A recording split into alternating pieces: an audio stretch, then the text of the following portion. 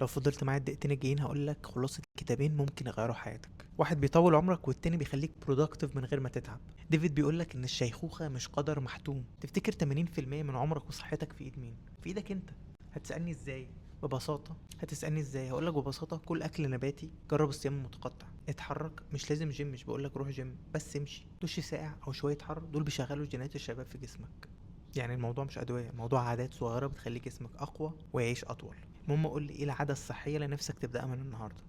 نيجي بقى للكتاب التاني اللي هو اسمه كل الضفدع لبراين تريسي. كل يوم عندنا لستة كبيرة ومشاكل أكبر. السر مش إنك تعمل كل حاجة، السر إنك تبدأ بأصعب حاجة اللي هو الكاتب بيسميها الضفدع. الفكرة بسيطة، لو خلصت أصعب حاجة في أول يومك أي حاجة بعدها تبقى أسهل. أما لو فضلت تهرب الضفدع ده هيقعد قدامك ويفضل يعكنن عليك طول اليوم. يعني ما تضيعش وقتك في الحاجات الصغيرة وواجه الضفدع بدري. الخلاصة، لو عايز تعيش أطول اهتم بعاداتك اليومية، لو عايز تعيش أذكى ابدأ بالضفدع. سؤالي ليك بقى، هتبدأ بإيه الأول، صحتك ولا إنتاجيتك؟